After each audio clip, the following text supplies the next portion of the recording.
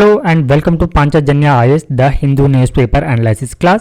Today we will be discussing the current affairs of 16th September 2024. Now let us see the editorial topics.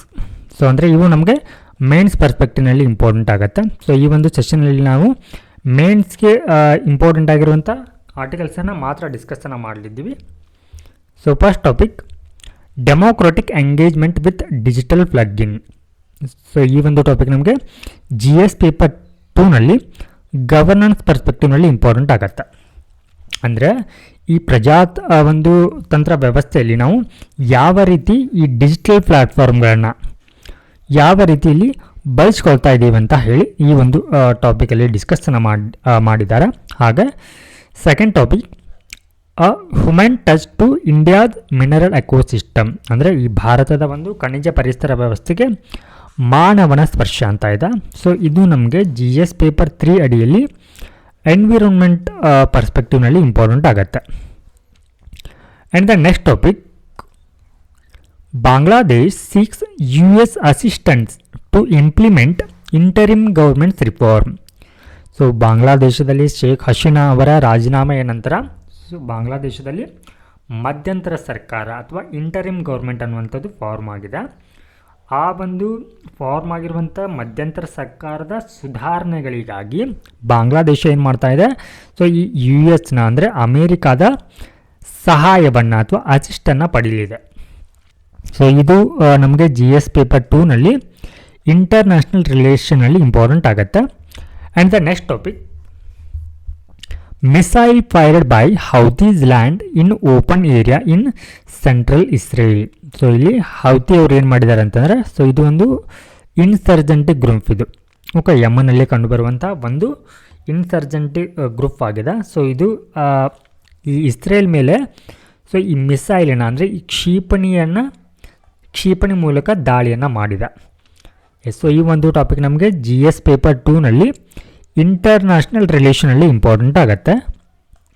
So ಈ ಒಂದು ಟಾಪಿಕ್ಸನ್ನು ನಾವು in detail ಆಗಿ ನೋಡುವ ಮೊದಲು ನಿನ್ನೆಯ ಒಂದು ಕ್ಲಾಸ್ನಲ್ಲಿ ನಾವು ಪ್ರೀವಿಯಸ್ ಇಯರ್ನಲ್ಲಿ ಕೇಳಲಾಗಿರುವಂಥ ಒಂದು ಕ್ವಶನ್ನ ನೋಡಿದ್ದೆ.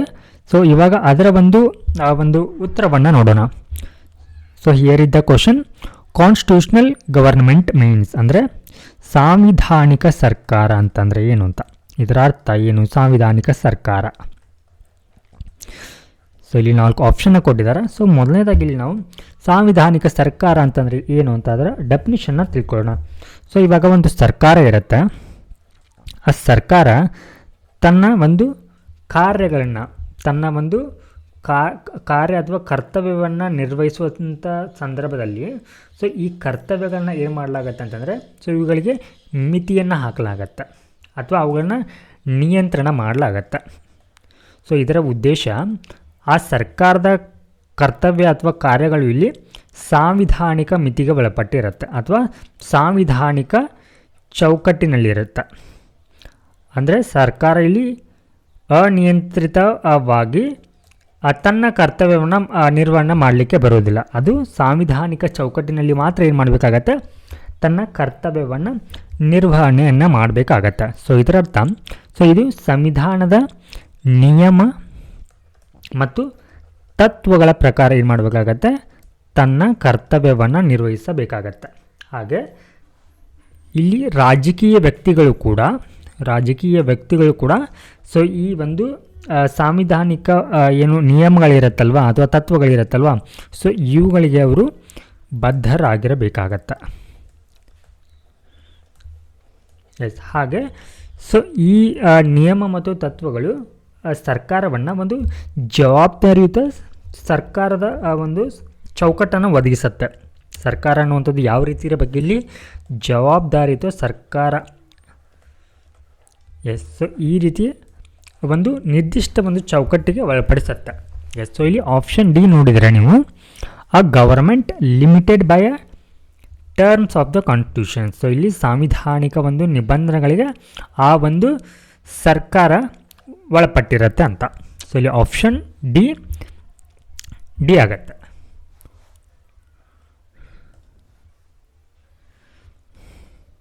ಸೊ ಮೊದಲನೇ ಒಂದು ಟಾಪಿಕನ್ನು ನೋಡೋಣ.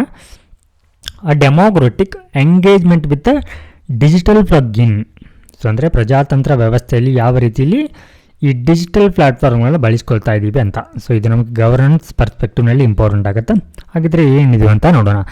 ಸೊ ಮೊದಲನೇದಾಗಿ the Brexit referendum highlighted the growing influence of digital platform in shaping democratic outcomes. So ಅಂದರೆ ಸೊ ಇಲ್ಲಿ ಒಂದು ಒಪ್ಪಂದ ಇದೆ ಬ್ರೆಕ್ಸಿಟ್ ಏನಂತಂದರೆ ಇದು ಒಪ್ಪಂದ. ಸೊ ಏನಿದು ಬ್ರೆಕ್ಸಿಟ್ ಅಂತಂದರೆ ಇಲ್ಲಿ ಸೊ ಈ ಬ್ರೆಕ್ಸಿಟ್ಟಲ್ಲಿ ಎರಡು ವರ್ಡ್ಸ್ ಇದೆ. ಏನಂತಂದರೆ ಬ್ರಿಟನ್ ಎಕ್ಸಿಟ್ ಅಂತ. ಸೊ ಇದಕ್ಕೆ ನಾವು ಶಾರ್ಟಾಗಿ ಬ್ರೆಕ್ಸಿಟ್ ಅಂತ ಕರಿತೀವಿ. ಹಾಗಾದರೆ ಏನಿದು ಬ್ರೆಕ್ಸಿಟ್ ಅಂತಂದರೆ ಸೊ ಇಲ್ಲಿ ಐರೋಪ್ಯ ಒಕ್ಕೂಟ ಅಂತ ಇದೆ, ಅಥವಾ ಇದಕ್ಕೆ ನಾವು ಯುರೋಪಿಯನ್ ಯೂನಿಯನ್ ಅಂತ ಕೂಡ ಕರಿತೀವಿ, ಐರೋಪ್ಯ ಒಕ್ಕೂಟ. ಸೊ ಈ ಒಕ್ಕೂಟದಿಂದ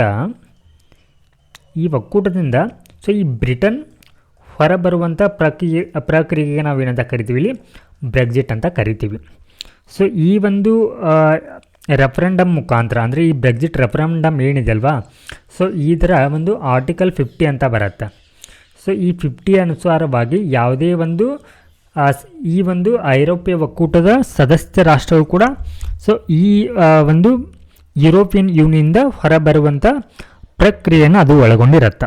ಸೊ ಈ ಒಂದು ಸಂದರ್ಭದಲ್ಲಿ ಅಂದರೆ ಈ ಐರೋಪ್ಯ ಒಕ್ಕೂಟದಿಂದ ಈ ಬ್ರಿಟನ್ ಹೊರಬರುವಂಥ ಸಂದರ್ಭದಲ್ಲಿ ಇವ್ರು ಏನು ಮಾಡ್ತಾರೆ, ಸೊ ಇಲ್ಲಿ ಡಿಜಿಟಲ್ ಪ್ಲ್ಯಾಟ್ಫಾರ್ಮ್ಗಳನ್ನ ಯೂಸ್ ಮಾಡ್ಕೊಳ್ತಾರೆ. ಎಸ್. ಸೊ ಈ ಏನಂತಂದರೆ ಇಲ್ಲಿ ಆ ಕ್ಯಾಂಪೇನ್ ಹೆಸರು ಏನಂತಂದರೆ LIVE ಅಂದರೆ ಸೊ ಈ EU ಅಂತಂದರೆ ಯುರೋಪಿಯನ್ ಯೂನಿಯನ್. ಸೊ ಇದರಿಂದ ಹೊರಬರುವಂಥ ಒಂದು ಕ್ಯಾಂಪೇನನ್ನು ಆರಂಭವನ್ನು ಮಾಡ್ತಾರೆ. ಸೊ ಅಂತಿಮವಾಗಿ ಏನಾಗುತ್ತೆ, ಸೊ ಈ ಒಂದು ಯುರೋಪಿಯನ್ ಯೂನಿಯನ್ನಿಂದ ಬ್ರಿಟನ್ ಅನ್ನುವಂಥದ್ದು ಹೊರಗೆ ಬರುತ್ತೆ.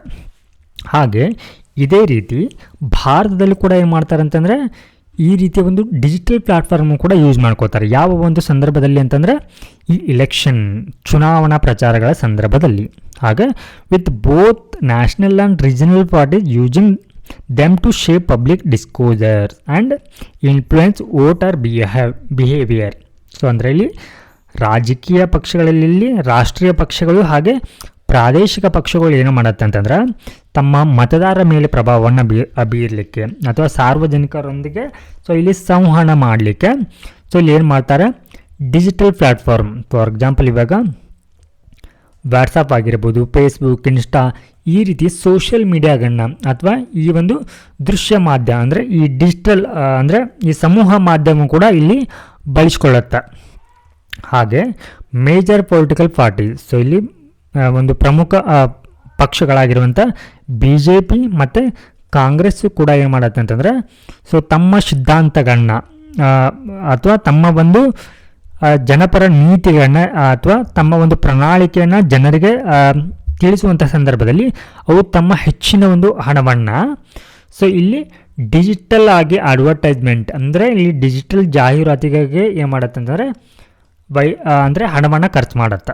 ಹಾಗೆ ಸೊ ಈ ಹಿಂದೆ ಏನು ಮಾಡ್ತಾಯಿದ್ದು ಎಲ್ಲ ಪಕ್ಷಗಳು ಇಲ್ಲಿ ರ್ಯಾಲಿಗಳನ್ನು ಕಂಡಕ್ಟ್ ಮಾಡ್ತಾಯಿದ್ದು. ಹಾಗೆ ಇಲ್ಲಿ ಬಿಲ್ ಬೋರ್ಡ್ ಅಂತಂದರೆ ಸೊ ಇಲ್ಲಿ ಜಾಹೀರಾತುಗಳನ್ನು ಅಳವಡಿಕೆಯನ್ನು ಮಾಡ್ತಾಯಿದ್ರು. ಬಟ್ ಇವಾಗ ಈ ರ್ಯಾಲಿ ಮತ್ತು ಈ ಜಾಹೀರಾತುಗಳ ಬದಲಾಗಿ ಅಂದರೆ ಏನು ಟ್ರೆಡಿಷ್ನಲ್ ಆಗಿ ಈ ಹಿಂದೆ ಯೂಸ್ ಮಾಡ್ತಾಯಿದ್ದಂಥ ರ್ಯಾಲಿ ಮತ್ತು ಜಾಹೀರಾತುಗಳ ಬದಲಿಗೆ ಸದ್ಯಕ್ಕೆ ಇವಾಗ ಅವರು ಈ ಡಿಜಿಟಲ್ ಅಡ್ವರ್ಟೈಸ್ಮೆಂಟನ್ನು ಮೊರೆಯನ್ನು ಹೋಗ್ತಾ ಇದ್ದಾರೆ.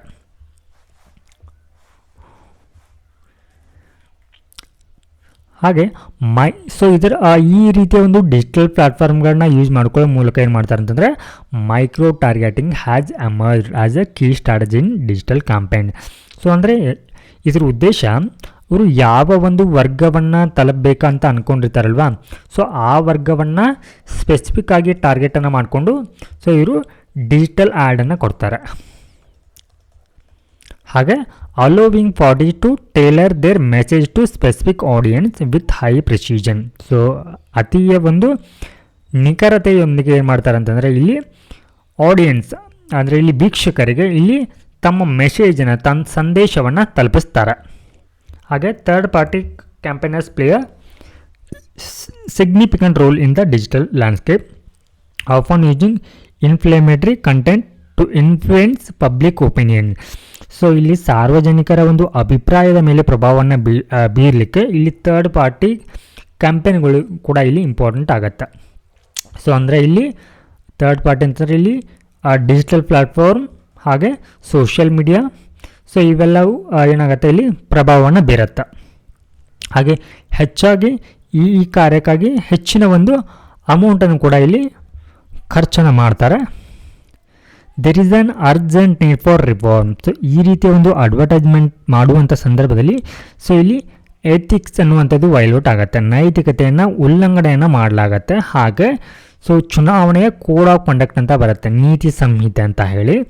ಸೊ ಅದನ್ನು ಕೂಡ ಏನು ಮಾಡಲಾಗತ್ತೆ ಇಲ್ಲಿ ಉಲ್ಲಂಘನೆಯನ್ನು ಮಾಡ್ತಾ ಇದ್ದಾರೆ. ಸೊ ಈ ಹಿನ್ನೆಲೆಯಲ್ಲಿ ಸೊ ಈ ಒಂದು ಡಿಜಿಟಲ್ ಅಡ್ವರ್ಟೈಸ್ ಮಾಡುವಂಥ ಸಂದರ್ಭದಲ್ಲಿ ಅವುಗಳಿಗೆ ನಾವು ಸುಧಾರಣೆಯನ್ನು ತರಬೇಕಾಗಿದೆ. ಏನೆಲ್ಲ ಒಂದು ಸವಾಲುಗಳು ಇಲ್ಲಿ ಆಗ್ತಾ ಇದೆ ಅಂತಂದರೆ, ಈ ಡಿಜಿಟಲ್ ಒಂದು ಅಡ್ವರ್ಟೈಸ್ಮೆಂಟ್ಗಳಿಗಾಗಿ ಹೆಚ್ಚಿನ ಒಂದು ಖರ್ಚನ್ನು ಮಾಡ್ತಾ ಇದ್ದಾರೆ. ಅಂದರೆ campaign expenditure to ensure a level playing field. So ಇದಕ್ಕೆ ಮಿತಿಯನ್ನು ಹಾಕಬೇಕು. ಹಾಗೆ content oversight to monitor and audit digital campaign content. So ಇಲ್ಲಿ ಡಿಜಿಟಲ್ ಒಂದು ಆ್ಯಡ್ಗಳ ಮುಖಾಂತರ ಏನು ಮಾಡಲಾಗತ್ತೆ ಅಂದರೆ ಕೆಲವೊಂದಿಷ್ಟು ವಯೋಲೆಂಟ್ ಕಂಟೆಂಟ್ ಅಥವಾ ಡಿಫೇಮೇಟರಿ ಕಂಟೆಂಟನ್ನು ಅದರಲ್ಲಿ ಆ್ಯಡ್ ಮಾಡಿರ್ತಾರೆ. ಸೊ ಹೀಗಾಗಿ ಸೊ ಈ ರೀತಿಯ ಒಂದು ಆ್ಯಡ್ಗಳ ಮೇಲೆ ಇಲ್ಲಿ ನಾವು ಅವುಗಳ ಮೇಲೆ ನಿಗಾವನ್ನು ವಹಿಸಬೇಕಾಗತ್ತೆ.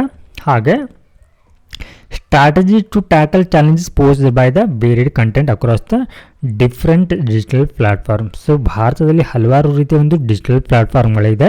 ಸೊ ಅವುಗಳ ಎಲ್ಲ ಒಂದು ನಿಯಂತ್ರಣವನ್ನು ಸೊ ಇಲ್ಲಿ ಮಾಡುವ ಮೂಲಕ ನಾವು ಇದರಲ್ಲಿ ಕೆಲವೊಂದಿಷ್ಟು ಸುಧಾರಣೆಯನ್ನು ತರಬಹುದಾಗಿರುತ್ತೆ. Next topic, a human touch to India's mineral ecosystem. So ಇದು ನಮಗೆ GS ಪೇಪರ್ 3ನಲ್ಲಿ ಎನ್ವಿರಾನ್ಮೆಂಟ್ ಪರ್ಸ್ಪೆಕ್ಟಿವ್ನಲ್ಲಿ ಇಂಪಾರ್ಟೆಂಟ್ ಆಗುತ್ತೆ. Yes, so in 2015 the Modi government amend the mines and minerals. So ಅಂದರೆ ಈ development and regulation act introducing the district mineral foundation to ensure the local community benefit from the mining activities. 2015ರಲ್ಲಿ ಒಂದು ಕಾಯ್ದೆನ pass ಮಾಡಲಾಗುತ್ತೆ. ಅದರ ಮೂಲಕ ಇಲ್ಲಿ district mineral ಫೌಂಡೇಶನ್ನ ಸ್ಥಾಪನೆಯನ್ನು ಪರಿಚಯಿಸಲಾಗತ್ತೆ. ಸೊ ಇದರ ಒಂದು ಉದ್ದೇಶ ಏನಂತಂದರೆ, ಸೊ ಯಾರು ಈ ಗಣಿಗಾರಿಕೆ ಒಂದು ಚಟುವಟಿಕೆಗಳಲ್ಲಿ ಭಾಗಿಯಾಗಿರ್ತಾರಲ್ವ, ಸೊ ಅದರ ಬೆನಿಫಿಟನ್ನು, ಅದರಿಂದ ಆಗುವಂತಹ ಲಾಭವನ್ನು ಸೊ ಇಲ್ಲಿ ಆ ಒಂದು ಸ್ಥಳೀಯ ಕಮ್ಯುನಿಟಿ ಏನು ಬರುತ್ತೆ ನೋಡಿ, ಸ್ಥಳೀಯ ಸಮುದಾಯಗಳಿಗೆ, ಆ ಒಂದು ಸ್ಥಳೀಯ ಸಮುದಾಯಗಳಿಗೆ ಈ ಒಂದು ಲಾಭವನ್ನು ವರ್ಗಾವಣೆಯನ್ನು ಮಾಡುವಂಥ ಉದ್ದೇಶವನ್ನು ಸೊ ಈ ಡಿಸ್ಟ್ರಿಕ್ಟ್ ಮಿನರಲ್ ಫೌಂಡೇಶನ್ ಅನ್ನುವಂಥದ್ದು ಹೊಂದಿರುತ್ತೆ. Over the past decade the DMF has accumulated nearly 1 lakh crore. So ಈ ಒಂದು ಬೆನಿಫಿಟ್ ಏನಿದೆ ಅಲ್ವಾ, ಸೊ ಈ ಒಂದು ಬೆನಿಫಿಟ್ನ ಭಾಗವಾಗಿ ಒಂದು ಕಳೆದ ಒಂದು ದಶಕದಲ್ಲಿ 1 ಲಕ್ಷ ಕೋಟಿಯನ್ನು ಸಂಗ್ರಹಣೆ ಮಾಡಲಾಗಿದೆ. So funding community centric development in mining affected district. So ಇಲ್ಲಿ ಮೈನಿಂಗ್ ಅಫೆಕ್ಟೆಡ್ ಡಿಸ್ಟಿಕ್ ಅಂತಂದರೆ ಸೊ ಅಲ್ಲಿ ಹಲವಾರು ಮೈನಿಂಗನ್ನು ಮಾಡುವಂಥ ಸಂದರ್ಭದಲ್ಲಿ ಅಲ್ಲಿ ಹಲವಾರು ರೀತಿಗಳ ಸಮಸ್ಯೆಗಳಾಗತ್ತೆ. ಸೊ ಮೊದಲನೇದಾಗಿ ಅಲ್ಲಿ ಡಿಫಾರೆಸ್ಟೇಷನ್ ಅಥವಾ ಅರಣ್ಯ ನಾಶ ಆಗುತ್ತೆ. ಹಾಗೆ ಅಲ್ಲಿನ ಒಂದಿಷ್ಟು ನದಿ ಮತ್ತು ಮಣ್ಣು ಮಾಲಿನ್ಯಗಳು ಕೂಡ ಆಗತ್ತೆ. ಹಾಗೆ ಆ ಒಂದು ಪ್ರದೇಶದ ಜನರ ಸ್ಥಳಾಂತರವನ್ನು ಕೂಡ ಮಾಡಬೇಕಾಗಿರುತ್ತೆ. ಸೊ ಈ ಎಲ್ಲ ಒಂದು ಸಮಸ್ಯೆಗಳನ್ನು ಸೊ ಇಲ್ಲಿ ಪರಿಹರಿಸಲಿಕ್ಕೆ ಈ ಒಂದು ಫಂಡನ್ನು ಬಳಸಿಕೊಳ್ಳಲಾಗಿದೆ. ಹಾಗೆ DMFs have resulted in 3 lakh projects across. So ಈ ಒಂದು DMFs ಅಡಿಯಲ್ಲಿ ಸೊ ಸುಮಾರು 645 ಡಿಸ್ಟಿಕ್ಗಳಲ್ಲಿ, ಅಂದರೆ ಸುಮಾರು 23 ಸ್ಟೇಟ್ಗಳಲ್ಲಿ ಏನು ಮಾಡಿದ್ದಾರೆ ಅಂತಂದರೆ 3 ಲಕ್ಷ ಪ್ರಾಜೆಕ್ಟ್ಸನ್ನು ಇಂಪ್ಲಿಮೆಂಟ್ ಮಾಡಿದ್ದಾರೆ. ಸೊ ಇದರ ಉದ್ದೇಶ ಏನಂತಂದರೆ, ಸೊ ಇಲ್ಲಿ ಈ ಒಂದು ಗಣಿಗಾರಿಕೆ ಬಾಧಿತ ಪ್ರದೇಶಗಳನ್ನ ಸೊ ಆ ಒಂದು ಪ್ರದೇಶದಲ್ಲಿ ವಾಸ ಮಾಡುವಂಥ ಜನರ ಒಂದು ಲೈವ್ಲಿಹುಡ್ ಅಂದರೆ ಜೀವನಾಂಶವನ್ನು ಸುಧಾರಿಸುವಂಥ ಒಂದು ಗುರಿಯನ್ನು ಈ ಒಂದು ಯೋಜನೆ ಅಡಿಯಲ್ಲಿ ಮಾಡಲಾಗತ್ತೆ. ಹಾಗೆ DMFs are involved in innovative initiative. So ಇದರ ಅಡಿಯಲ್ಲಿ ಹಲವಾರು ಒಂದು ಉಪಕ್ರಮಗಳನ್ನ ಕೈಗೊಳ್ಳಲಾಗಿದೆ. ಏನಂತಂದರೆ self help groups for women. So ಮಹಿಳೆಯರಿಗಾಗಿ ಸ್ವಸಹಾಯ ಸಂಘಗಳನ್ನು, ಹಾಗೆ promoting technological skills like drone operation. ಹಲವಾರು ಇಲ್ಲಿ ತಾಂತ್ರಿಕ ಒಂದು ತರಬೇತಿಗಳನ್ನು ಕೂಡ ನೀಡಲಾಗತ್ತೆ. ಫಾರ್ ಎಕ್ಸಾಂಪಲ್ ಇವಾಗ ಡ್ರೋನ್ಗಳ ನಿರ್ವಹಣೆ ಆಗಿರ್ಬೋದು. ಹಾಗೆ ensure inclusivity by involving elected and non elected community member. So ಈ ಒಂದು ಪ್ರೊಸೆಸ್ದಲ್ಲಿ ಇಲ್ಲಿ ಚುನಾಯಿತ ಮತ್ತು ಚುನಾಯಿತರ ಸದಸ್ಯರನ್ನು ಕೂಡ ಸೊ ಈ ಒಂದು ಆಕ್ಟಿವಿಟಿ ಇನೋವೇಟಿವ್ ಇನಿಷಿಯೇಟಿವ್ನಲ್ಲಿ ಸೇರಿಸಿಕೊಳ್ಳಲಾಗತ್ತೆ. ಹಾಗೆ DMFs are integrating their operation with central and state schemes to support sustainable development goal. So ಇವುಗಳಲ್ಲಿ ಏನು ಮಾಡಲಾಗುತ್ತೆ, ಈ ಡಿಸ್ಟ್ರಿಕ್ಟ್ ಮಿನರಲ್ DMFsಗಳನ್ನ ಸೊ ಇಲ್ಲಿ ರಾಜ್ಯ ಮತ್ತು ಕೇಂದ್ರದ ಸರ್ಕಾರಗಳ ಯೋಜನೆಗಳೊಂದಿಗೆ ಇವುಗಳನ್ನ ಸಂಯೋಜಿಸಲಾಗತ್ತೆ. ಸೊ ಇದರ ಉದ್ದೇಶ ಸೊ ಇಲ್ಲಿ ಸುಸ್ಥಿರ ಅಭಿವೃದ್ಧಿ ಗುರಿಗಳನ್ನ ಸಾಧಿಸುವ ಒಂದು ಉದ್ದೇಶದೊಂದಿಗೆ. Now let us move on to the next topic. Bangladesh seeks US assistance to implement interim government reform. So ಅಂದರೆ ಬಾಂಗ್ಲಾದೇಶದಲ್ಲಿ ಇತ್ತೀಚೆಗೆ ಏನು ಮಧ್ಯಂತರ ಸರ್ಕಾರ ಅನ್ನುವಂಥದ್ದು ಫಾರ್ಮ್ ಆಗಿದೆ. ಸೊ ಈ ಮಧ್ಯಂತರ ಸರ್ಕಾರದ ನೇತೃತ್ವವನ್ನು ಬಾಂಗ್ಲಾದೇಶದ ಮೊಹಮ್ಮದ್ ಯೂನಸ್ ಅನ್ನುವಂಥವರು ವಹಿಸ್ಕೊಂಡಿದ್ದಾರೆ. ಮೊಹಮ್ಮದ್ ಯೂನಸ್. ಸೊ ಇವರ ಒಂದು ನೇತೃತ್ವದಲ್ಲಿ ಇವಾಗ ಈ ಮಧ್ಯಂತರ ಸರ್ಕಾರದಲ್ಲಿ ಒಂದಿಷ್ಟು ಸುಧಾರಣೆಗಳನ್ನು ತರಲಿಕ್ಕೆ ಸೊ ಈ ಮೊಹಮ್ಮದ್ ಯೂನಸ್ ಅವರು ಏನು ಮಾಡಿದ್ದಾರೆ, ಈ US ನೆರವನ್ನು ಕೇಳಿದ್ದಾರೆ. Yes, Bangladesh sought assistant from the United States to help implement the reform agenda for the interim government. ಹಾಗೆ chief adviser Mohammad Yunus. So ಇಲ್ಲಿ ಈ ಪ್ರಸ್ತುತ ಫಾರ್ಮ್ ಆಗಿರುವಂಥ ಮಧ್ಯಂತರ ಸರ್ಕಾರದ ಮುಖ್ಯ ಸಲಹೆಗಾರ ಯಾರಿದ್ದಾರೆ ಅಂತಂದರೆ ಇಲ್ಲಿ ಮೊಹಮ್ಮದ್ ಯೂನಸ್ ಆಗಿದ್ದಾರೆ. ಸೊ ಇವರು ಪ್ರಸ್ತುತ ಒಂದು ದೇಶದ ಸ್ಥಿತಿಗತಿಯನ್ನು ಹಾಗೆ the interim governments plan, so ಈ ರೂಪುಗೊಂಡಿರುವಂಥ ಮಧ್ಯಂತರ ಸರ್ಕಾರದ ಯೋಜನೆಗಳನ್ನ ಸೊ ಇಲ್ಲಿ ಬಾಂಗ್ಲಾದೇಶಕ್ಕೆ ಬಂದಿರುವಂಥ ಒಂದು ನಿಯೋಗ ಬಂದಿದೆ. ಡೆಲಿಗೇಷನ್ ಅಂತಂದರೆ ನಿಯೋಗ. ಓಕೆ, ಸೊ ಇದರೊಟ್ಟಿಗೆ ಏನು ಮಾಡಿದ್ದಾರೆ ಅಂದರೆ ಚರ್ಚೆಯನ್ನು ಮಾಡಿದ್ದಾರೆ. ಅಂದರೆ ಬಾಂಗ್ಲಾದೇಶದಲ್ಲಿ ಸದ್ಯಕ್ಕೆ ನಡೀತಾ ಇರುವಂಥ ಬೆಳವಣಿಗೆಗಳ ಬಗ್ಗೆ ಸೊ ಇವರೊಟ್ಟಿಗೆ ಚರ್ಚೆಯನ್ನು ಮಾಡಿದ್ದಾರೆ. ಹಾಗೆ the interim government has established. So ಈ ಮಧ್ಯಂತರ ಸರ್ಕಾರ ಏನು ಮಾಡಿದೆ ಅಂತಂದರೆ 6 ಕಮಿಷನ್ಗಳನ್ನು ಎಸ್ಟಾಬ್ಲಿಷ್ ಮಾಡಿದೆ. ಸೊ ಇದರ ಉದ್ದೇಶ ಏನಂತಂದರೆ ಹಲವಾರು ಒಂದು ವಲಯಗಳಲ್ಲಿ, ಅಂದರೆ ಆ ಬಾಂಗ್ಲಾದೇಶದ ಹಲವಾರು ವಲಯಗಳಲ್ಲಿ ಒಂದಿಷ್ಟು ಸುಧಾರಣೆಗಳನ್ನು ತರುವಂಥ ಉದ್ದೇಶವನ್ನು ಹೊಂದಿದೆ. ಸೊ ಅದರಲ್ಲಿ ನ್ಯಾಯಾಂಗ ವ್ಯವಸ್ಥೆ, ಪೊಲೀಸ್ ವ್ಯವಸ್ಥೆ, ಎಲೆಕ್ಷನ್ ಕಮಿಷನ್ ಮತ್ತು ಸಂವಿಧಾನದಲ್ಲಿ ಬದಲಾವಣೆಯನ್ನು ತರುವಂಥ ಒಂದು ಉದ್ದೇಶವನ್ನು ಹೊಂದಿದೆ. ಅದರೊಟ್ಟಿಗೆ ಇಲ್ಲಿ ಆ್ಯಂಟಿ ಕರಪ್ಷನ್ ಟೀಮನ್ನು ಕೂಡ ಏನು ಮಾಡಿದೆ, ಲಾಂಚನ್ನು ಮಾಡಿದೆ. ಸೊ ಇದರರ್ಥ ಇಲ್ಲಿ ಲಾಂಚ್ ಮಾಡಿದೆ ಅಂತಂದರೆ ಬಾಂಗ್ಲಾದೇಶದಲ್ಲಿ ಕೂಡ ಭ್ರಷ್ಟಾಚಾರ ಅನ್ನುವಂಥದ್ದು ಸೊ ಇಲ್ಲಿ ವ್ಯಾಪಕವಾಗಿದೆ ಅಂತ ತಿಳಿದು ಬರುತ್ತೆ.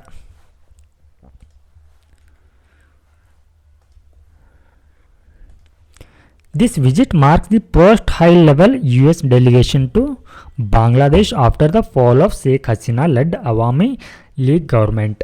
ಏನು ಇವಾಗ ಈ ಅವಾಮಿ ಲೀಗ್ನ ಒಂದು ಶೇಖ್ ಹಸೀನಾ ಅವರು ಇದ್ರಲ್ವಾ, ಸೊ ಇವರ ಒಂದು ಸರ್ಕಾರದ ಪತನ ನಂತರ ಇದೇ ಮೊದಲನೆಯ ಬಾರಿಗೆ US ನಿಯೋಗ ಏನು ಮಾಡಿದೆ ಅಂತಂದರೆ ಬಾಂಗ್ಲಾದೇಶಕ್ಕೆ ಭೇಟಿಯನ್ನು ಕೊಟ್ಟಿದೆ. ಹಾಗೆ mister Yunus emphasised the country's prior struggle with corruption during the discussion with the US official. So ಇವರ ಒಂದು ಅಂದರೆ ಈ US ಒಂದು ಅಧಿಕಾರಿಗಳೊಟ್ಟಿಗೆ ಚರ್ಚೆಯನ್ನು ಮಾಡುವಂಥ ಸಂದರ್ಭದಲ್ಲಿ ಇವರು ದೇಶದ ಅಂದರೆ ಬಾಂಗ್ಲಾದೇಶ ಯಾವ ರೀತಿ ಒಂದು ಭ್ರಷ್ಟಾಚಾರ ವಿರೋಧಿಯಾಗಿ ಪ್ರಯತ್ನವನ್ನು ಮಾಡ್ತಾ ಇದೆ ಅಂತ ಹೇಳಿ ಕೂಡ ಡಿಸ್ಕಸ್ಸನ್ನು ಮಾಡಿದ್ದಾರೆ. ಹಾಗೆ ಇದೇ ಒಂದು ಸಂದರ್ಭದಲ್ಲಿ ಅಮೇರಿಕಾದವರು ಅಂದರೆ US ಏಜೆನ್ಸಿಯವರು ಏನು ಮಾಡಿದ್ದಾರೆ ಅಂತಂದರೆ ಬಾಂಗ್ಲಾದೇಶದ ನೆರವಿಗಾಗಿ ಸುಮಾರು $200 ಮಿಲಿಯನ್ ಆರ್ಥಿಕ ನೆರವನ್ನು ನೀಡಿದ್ದಾರೆ. ಹಾಗೆ the discussion between US delegation and Bangladesh focused on ಬೈಲ್ಯಾಟರಲ್ tries and did not include India Bangladesh relation. So ಈ ಎರಡೂ ದೇಶಗಳು ಕೂಡ ಸೊ ದ್ವಿಪಕ್ಷೀಯ ವ್ಯಾಪಾರದ ಮೇಲೆ ಗಮನವನ್ನು ನೀಡಲಿವೆ ಅಂತ ಹೇಳಿ. ಹಾಗೆ ಸೊ ಈ ಒಂದು ಸಂದರ್ಭದಲ್ಲಿ US ಮತ್ತು ಈ ಬಾಂಗ್ಲಾದೇಶದ ನಡುವಿನ ಸಂಬಂಧದಲ್ಲಿ ಸೊ ಇಲ್ಲಿ ಭಾರತವನ್ನು ಇನ್ಕ್ಲೂಡ್ ಮಾಡ್ಕೋದಿಲ್ಲ ಅಂತಲೂ ಕೂಡ ಹೇಳಲಾಗಿದೆ.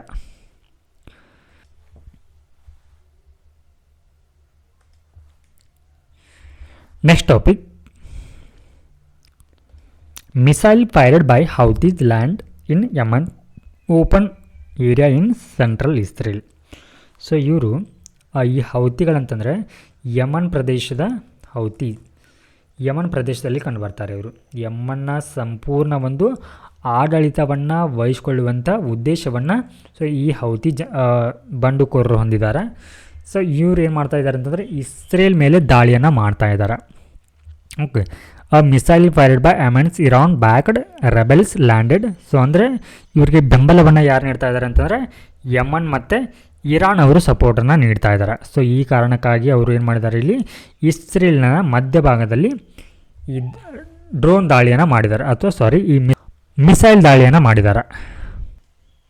ಸೊ ಈಗಾಗಲೇ ಇಲ್ಲಿ ಇಸ್ರೇಲ್ ಮತ್ತು ಪ್ಯಾಲೆಸ್ತೈನ್ ನಡುವೆ ಸೊ ಈ ಗಾಜಾಗೆ ಸಂಬಂಧಪಟ್ಟಂತೆ ವಾರ್ ನಡೀತಾ ಇದೆ. ಸೊ ಈ ಹಿನ್ನೆಲೆಯಲ್ಲಿ ಏನು ಮಾಡಿದ್ದಾರೆ ಅಂತಂದರೆ ಸೊ ಈ ಯಮನ್ನ ಹೌತಿಗಳು ಇಸ್ರೇಲ್ ಮೇಲೆ ಈ ದಾಳಿಯನ್ನು ಮಾಡಿದ್ದಾರೆ. ಸೊ ಈ ದಾಳಿಯಿಂದ ಯಾವುದೇ ರೀತಿಯ ಒಂದು ಅನಾಹುತಗಳೇನೂ ಆಗದೇ ಇದ್ದರೂ ಕೂಡ ಸೊ ಇದು ಒಂದು ಭಯದ ವಾತಾವರಣವನ್ನು ಸೊ ಆ ಇಸ್ರೇಲ್ ಮೇಲೆ ಹುಟ್ಟುಹಾಕಿದೆ.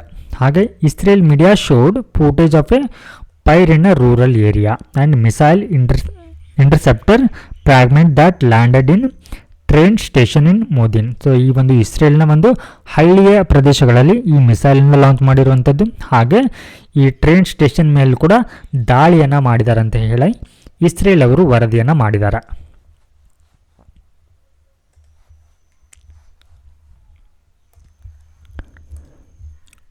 ಹಾಗೆ the Israel military had several attempts to intercept the missile using its defence air system. So ಇದು ಕೂಡ ಇಸ್ರೇಲ್ ಏನು ಮಾಡಿದೆ ಅಂತಂದರೆ ಪ್ರತಿಯಾಗಿ ಅವುಗಳನ್ನು ನಿಯಂತ್ರಣ ಮಾಡಲಿಕ್ಕೆ ಕೂಡ ಹಲವಾರು ಪ್ರಯತ್ನಗಳನ್ನು ಕೂಡ ಪಟ್ಟಿದೆ. ಹಾಗೆ ಇಸ್ರೇಲ್ನ ಪ್ರೈಮ್ ಮಿನಿಸ್ಟರ್ ಆಗಿರುವಂಥ ನೇತನ್ಯಾಹುನವರು ಕೂಡ ಏನು ಮಾಡಿದ್ದಾರೆ ಅಂತಂದರೆ ಈ ರೆಬಲ್ ಗ್ರೂಪ್ಗಳ ವಿರುದ್ಧ ಅಂದರೆ ಈ ಹೌತಿಗಳ ವಿರುದ್ಧ ಕೂಡ ಕಠಿಣವಾದಂಥ ಒಂದು ಎಚ್ಚರಿಕೆಯನ್ನು ಕೂಡ ನೀಡಿದ್ದಾರೆ. ಸೊ ಕೊನೆಯದಾಗಿ ಪ್ರೀವಿಯಸ್ ಇಯರ್ನಲ್ಲಿ ಕೇಳಲಾಗಿರುವಂಥ ಅಂದರೆ ಈ ನಮಗೆ ಪೋಲ್ಟಿ ಮೇಲೆ ಕೇಳಿರುವಂಥ 2 ಕ್ವಶನ್ಸ್ಗಳನ್ನ ನೋಡೋಣ. So first question, consider the following statement in respect of Bharat Ratna and Padma award. So ಇಲ್ಲಿ ಭಾರತ ರತ್ನ ಮತ್ತು ಪದ್ಮ ಅವಾರ್ಡ್ಗಳಿಗೆ ಸಂಬಂಧಪಟ್ಟಂತೆ ಸೊ ಈ ಕೆಳಗಿನ ಹೇಳಿಕೆಗಳನ್ನ ಗಮನಿಸಿ ಅಂತ ಕೊಟ್ಟಿದ್ದಾರೆ. ಸೊ ಇವುಗಳಲ್ಲಿ which of the above statement are not correct ಅಂತ ಕೇಳಿದ್ದಾರೆ. ಆರ್ ನಾಟ್ ಕರೆಕ್ಟ್, ಯಾವ ಹೇಳಿಕೆಗಳು ಸರಿಯಾಗಿಲ್ಲ ಅಂತ. So first statement, Bharat Ratna and Padma awards are titles under the article 18 sub clause 1 of the constitution of India. So ಇಲ್ಲಿ 18 sub clause 1 of the constitution of India ಏನು ಹೇಳುತ್ತೆ ಅಂತಂದರೆ ಸೊ ಇದು ಟೈಟಲ್ ಅಬಾಲಿಷನ್ ಬಗ್ಗೆ ಹೇಳುತ್ತೆ. Title abolition. ಸೊ ಈ title ಅಬಾಲಿಷನಲ್ಲಿ ಈ ಟೈಟಲ್ಸ್ ಅಂತಂದರೆ ಸೊ ಇಲ್ಲಿ ಭಾರತ ರತ್ನ ಮತ್ತು ಪದ್ಮ ಅವಾರ್ಡ್ಗಳು ಕೂಡ ಸೊ ಈ ಟೈಟಲ್ ಅಡಿಯಲ್ಲಿ ಬರುತ್ತೆ ಅಂತ ಹೇಳಿದ್ದಾರೆ. ಹಾಗೆ second statement, Padma award which were instituted in the year 1954. So ಇವುಗಳನ್ನ ಯಾವಾಗ ಆರಂಭ ಮಾಡಲಾಗತ್ತೆ ಅಂತಂದರೆ 1954ರಲ್ಲಿ were suspended only once. So ಇವುಗಳನ್ನ ಒಂದು ಬಾರಿ ಮಾತ್ರ ಏನು ಮಾಡಲಾಗತ್ತೆ, ನಿಲ್ಲಿಸಲಾಗತ್ತೆ ಅಥವಾ ಇವುಗಳನ್ನ ರದ್ದುಗೊಳಿಸಲಾಗತ್ತೆ ಅಂತ. ಹಾಗೆ third statement, the number of Bharat Ratna awards is restricted to a maximum of 5 in a particular year. So ಆ ಒಂದು ವರ್ಷದಲ್ಲಿ ನಾವು ಕೇವಲ 5 ಜನರಿಗೆ ಮಾತ್ರ ಇಲ್ಲಿ ಅವಾರ್ಡ್ಗಳನ್ನ ನೀಡಬೇಕಂತ ಹೇಳಿ ಇಲ್ಲಿ ಒಂದು ಮಿತಿ ಇದೆ ಅಂತ. ಸೊ ಇವುಗಳಲ್ಲಿ ಯಾವುದು ಕರೆಕ್ಟ್ ಆಗುತ್ತೆ ಅಂತ ಸೊ ಕಮೆಂಟ್ನಲ್ಲಿ ತಿಳಿಸಿ. ಸೊ ಇನ್ನೊಂದು ಕ್ವಶನ್ನ ನೋಡೋಣ. With reference to India consider the following statement. So ಇವುಗಳಲ್ಲೂ ಕೂಡ ನಮಗೆ which of the statement given above is are correct ಅಂತ ಕೇಳಿದ್ದಾರೆ. So first statement, judicial custody ಅಂದರೆ ನ್ಯಾಯಾಂಗ ಬಂಧನ ಅಂತಂದರೆ ಮೀನ್ಸ್ ಆ್ಯನ್ ಅಕ್ಯೂಸ್ಡ್ ಅಂತಂದರೆ ಆರೋಪಿ ಅನ್ನುವಂಥದ್ದನ್ನು is in the custody of the concern magistrate. So ಇಲ್ಲಿ ಆಪಾದಿತ ವ್ಯಕ್ತಿಯು ಅಥವಾ ಆರೋಪಿಯು ಸೊ ಇಲ್ಲಿ ಸಂಬಂಧಪಟ್ಟ ಒಂದು ಮ್ಯಾಜಿಸ್ಟ್ರೇಟ್ ಅವರ ಒಂದು ಕಸ್ಟಡಿಯಲ್ಲಿ ಇರ್ತಾನೆ ಅಥವಾ ಅವರ ಒಂದು ವಶದಲ್ಲಿ ಇರ್ತಾನೆ ಅಂತ. ಆ್ಯಂಡ್ ಸಚ್ ಅಕ್ಯೂಸ್, ಆ ರೀತಿ ಒಂದು ಆರೋಪಿ is locked up in a police station. ಆ ಒಂದು ಆರೋಪಿಯನ್ನು ಇಲ್ಲಿ ಪೊಲೀಸ್ ಸ್ಟೇಷನಲ್ಲಿ ಬಂಧಿಸಲಾಗಿರುತ್ತೆ. ಸೊ ಇವರನ್ನು ಜೈಲಿನಲ್ಲಿ ಅಲ್ಲ, ಅಂದರೆ ಇವರನ್ನು ಜೈಲಿನಲ್ಲಿ ಬಂಧನ ಮಾಡೋ ಹಾಗಿಲ್ಲ, ಅಂದರೆ ಇವರನ್ನು ಲಾಕಪ್ ಮಾಡೋ ಹಾಗಿಲ್ಲ, ಬದಲಿಗೆ ಅವರನ್ನು ಪೊಲೀಸ್ ಸ್ಟೇಷನಲ್ಲಿ ಬಂಧನವನ್ನು ಮಾಡಲಾಗಿರುತ್ತೆ ಅಂತ. Second statement, during judicial custody ಅಂದರೆ ಈ ನ್ಯಾಯಾಂಗ ಬಂಧನದ ಒಂದು ಸಂದರ್ಭದಲ್ಲಿ the police officer in charge of the case, ಅಂದರೆ ಏನು ಈ ಒಂದು ಪ್ರಕರಣದ ಒಂದು ಇನ್ಚಾರ್ಜ್ ಅಥವಾ ಉಸ್ತುವಾರಿ ಯಾರಾಗಿರ್ತಾರಲ್ವ ಅವರು is not allowed to interrogate the suspect without the approval of the court, ಅಂದರೆ ಈ ಕೋರ್ಟ್ನ ಅನುಮತಿ ಇಲ್ಲದೆ ಏನು ಮಾಡೋ ಹಾಗಿಲ್ಲ, ಇವರು ಈ ಆರೋಪಿಯನ್ನು ಇಂಟ್ರೋಗೇಟ್ ಅಂದರೆ ತನಿಖೆಯನ್ನು ಮಾಡಲಿಕ್ಕೆ ಅವರಿಗೆ ಅವಕಾಶ ಇಲ್ಲ ಅಂತ ಈ ಒಂದು ಸ್ಟೇಟ್ಮೆಂಟ್ ಹೇಳ್ತಾ ಇದೆ. ಸೊ ಇಲ್ಲಿ ಯಾವುದು ಕರೆಕ್ಟ್ ಆಗಿದೆ ಅಂತ ಕಮೆಂಟ್ನಲ್ಲಿ ತಿಳಿಸಿ. ಇದರ ಉತ್ತರಗಳನ್ನು ಕೂಡ ನಾವು ನಾಳೆ ಕ್ಲಾಸ್ನಲ್ಲಿ ಚರ್ಚೆ ಮಾಡೋಣ. ನಮಸ್ಕಾರ.